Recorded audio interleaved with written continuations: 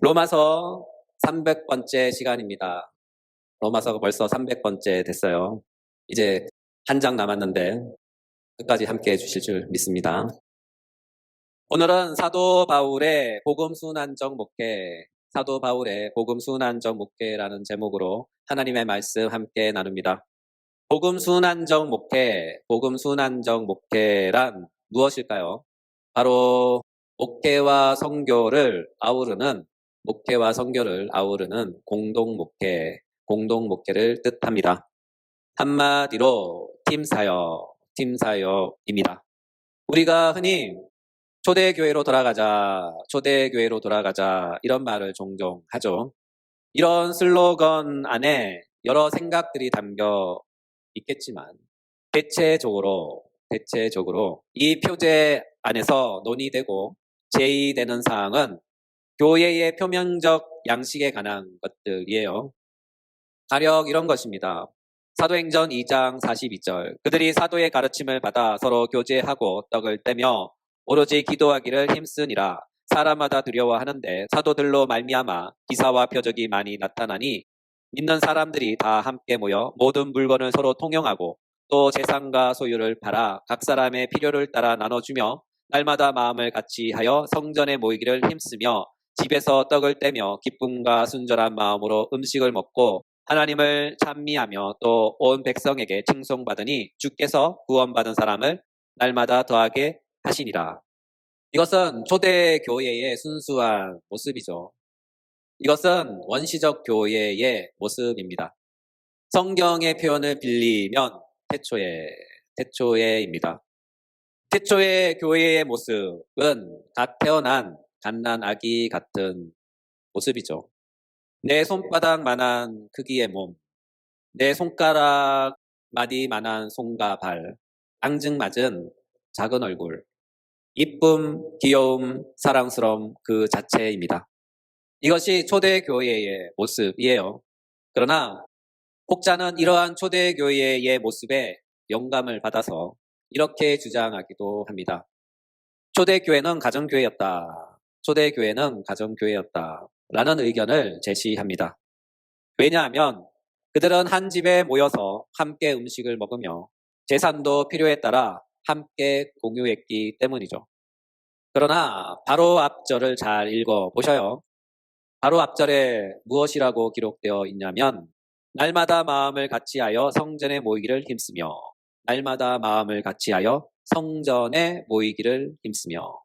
달리 말해서 초대교회는 성전에서도 모였고 집에서도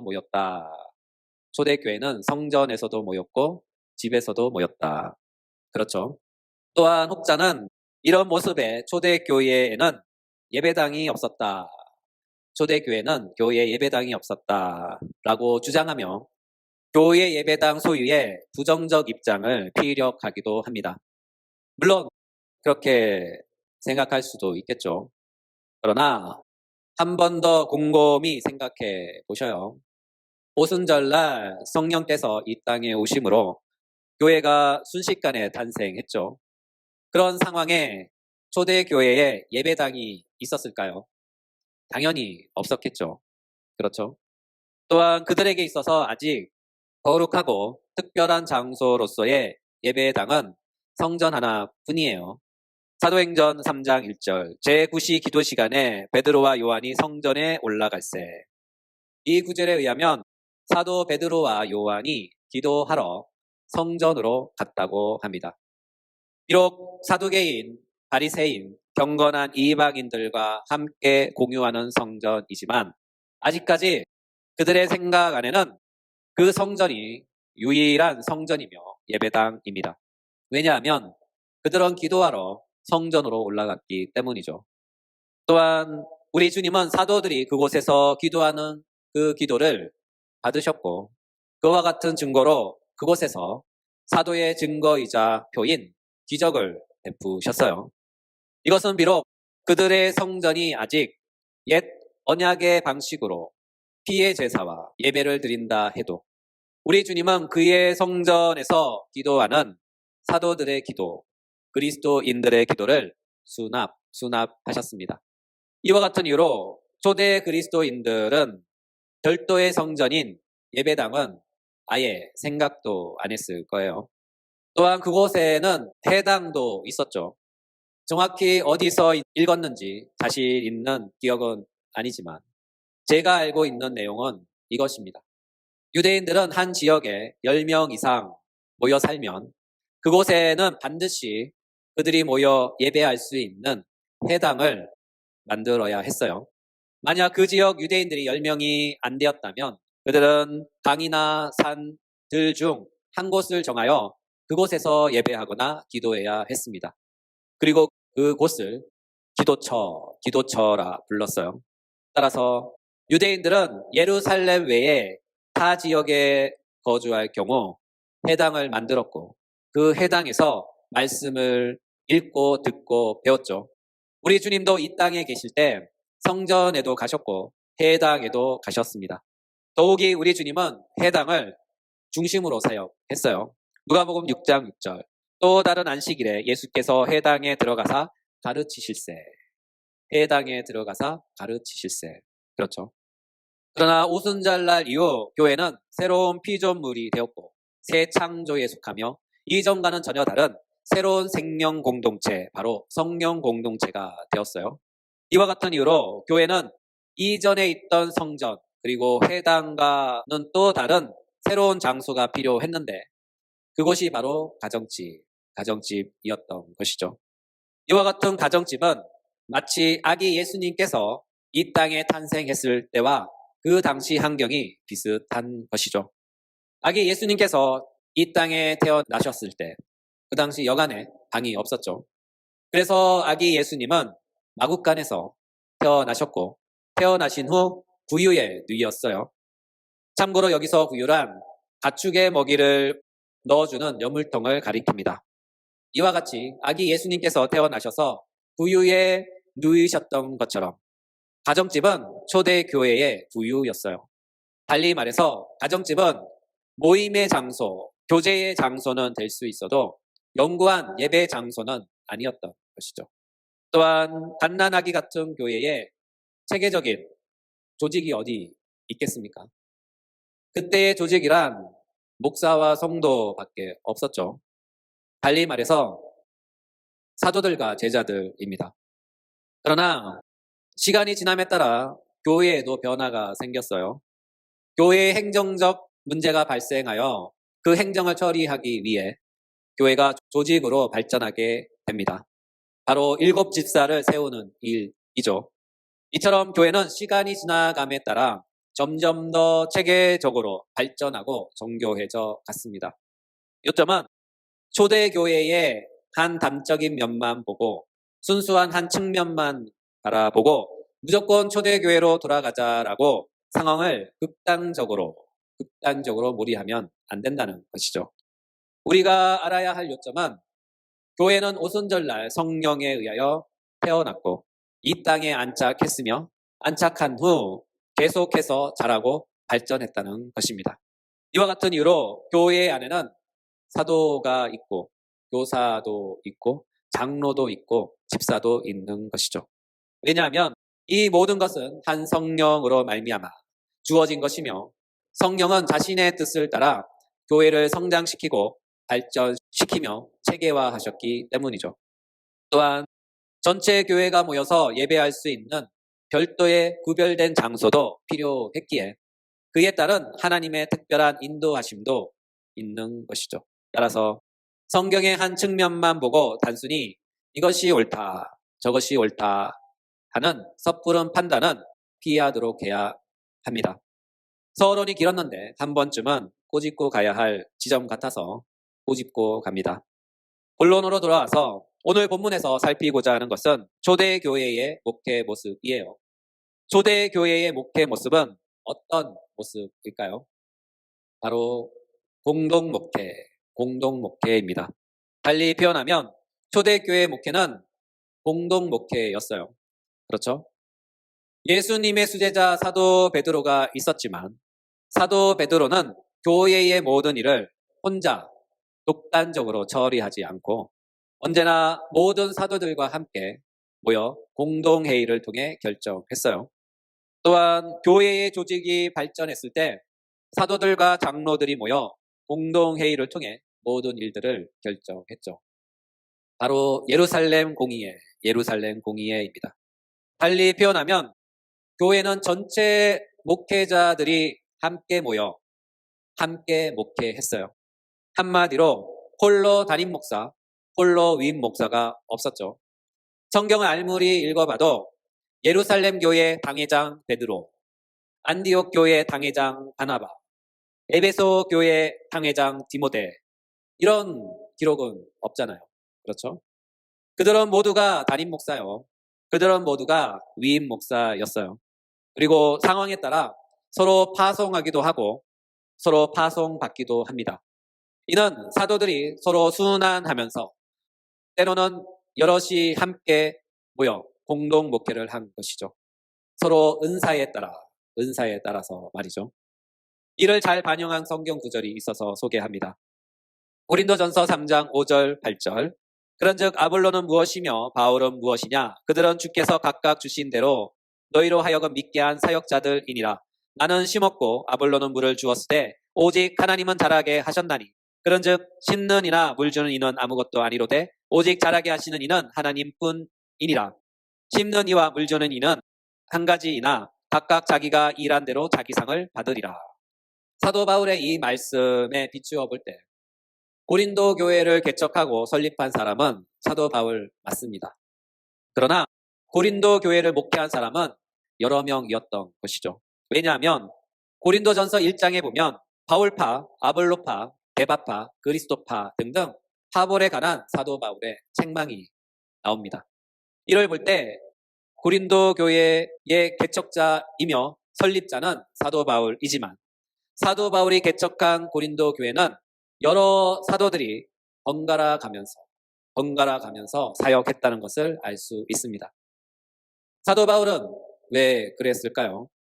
고린도 교회를 개척하고 거기서 부흥시켜서 당회장 목사로 위임 목사로 있었으면 결혼도 하고 자녀도 낳고 편하게 목회했을 텐데 왜 그토록 생고생하면서 어렵게 힘들게 개척한 교회를 다른 사도들에게 내주며 다시 생고생하는 개척자의 길을 걸어갔을까요?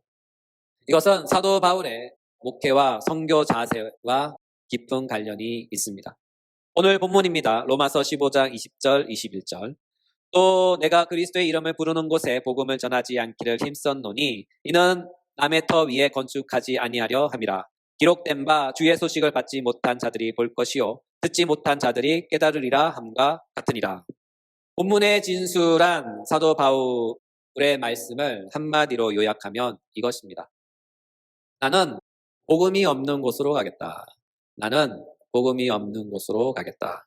달리 말해서 복음이 없는 영적 불모지, 복음이 들리지 않고 그리스도를 향해 어떤 고백도 찬양도 감사도 예배도 없는 곳, 바로 그런 곳으로 나는 가겠다 하는 사도 바울의 선교관입니다. 반면에 사도 바울의 목회관은 무엇일까요? 사도 바울은 남의 터 위에는 건축하지 않겠다. 남의 터 위에는 건축하지 않겠다 하는 사도 바울의 목회 원칙이 있습니다. 사도 바울은 왜 그럴까요? 왜냐하면 그는 전체 기독교 목회와 선교의 효율성을 위해서 그렇게 했습니다. 아직 복음으로 개척할 개척지가 많은데 많은 사역자들이 한 곳에만 모여 있다면 하나님의 사업이 비효율적이 되므로 사도 바울은 먼저 솔선수범하여 앞장서서 새로운 영적 불모지로 가겠다 하는 목회적 자세인 것이죠. 이쯤 되면 또 하나의 궁금증이 하나 생기죠. 선교는 무엇이고 목회는 무엇인가? 선교와 목회는 무엇이 다른가 하는 것입니다. 여러분, 선교가 무엇일까요? 선교는 복음을 들고 복음 없는 곳을 찾아 복음을 전하는 것입니다. 이를 가리켜 개척한다 또는 터를 닦는다라고 표현합니다. 그 결과 복음을 모르는 자들이 복음을 듣고 그 복음으로 말미암아 믿는 자들이 되고, 또한 그들은 거룩한 복음 공동체, 성령 공동체인 교회를 설립하게 되는 것이죠. 이것이 성교입니다. 반면에 목회는 영적으로 갓난 아기 같은 신자들, 또한 방금 태어나 설립된 아기 같은 교회를 지속적으로 양육시키고 가르치며 그들을 성장시키는 것이죠. 이것이 목회입니다. 이와 같은 이유로 사도 바울은 고린도전서 3장에서 자신의 사역을 심는 사역으로, 아볼로의 사역을 물 주는 사역으로 묘사하고, 아볼로의 사역을 인정하고 서로 협력하며 공동 사역을 했어요. 사도 바울이 개척하여 교회를 설립하고 다음 개척지로 떠나면 아볼로가 그 교회에 와서 목회하여 성장시키고, 자신의 역할이 끝나면 아볼로는 그 다음 후임자에게 맡기고 떠나고, 그 다음 후임자는 그 다음 사역자에게 맡기고 떠납니다. 이렇게 순환하면서 공동 목회를 한 것이죠. 바로 팀 사역을 한 것입니다. 따라서 복음에는 심는 사역이 있고 물 주는 사역이 있습니다. 환원하면 복음에는 영적 불모지를 개간하여 털을 닦고 씨를 뿌리는 심는 사역이 있는가 하면, 복음 안에는 개간된 터 위에 씨를 심겨진 사역 위에 물을 주며 지속적으로 관리하는 사역도 있는 것이죠. 영적 불모지를 개간하여 털을 닦고 씨를 뿌리는 사역을 성교라고 부르고, 잘 개간된 터 위에 씨를 뿌리거나 심겨진 씨를 잘 기르고 돌보는 사역을 목회라고 합니다. 그러므로 성교와 목회는 하나의 복음 안에 있는 양측면입니다. 성교 없이 목회 없고 목회 없이 성교 없습니다.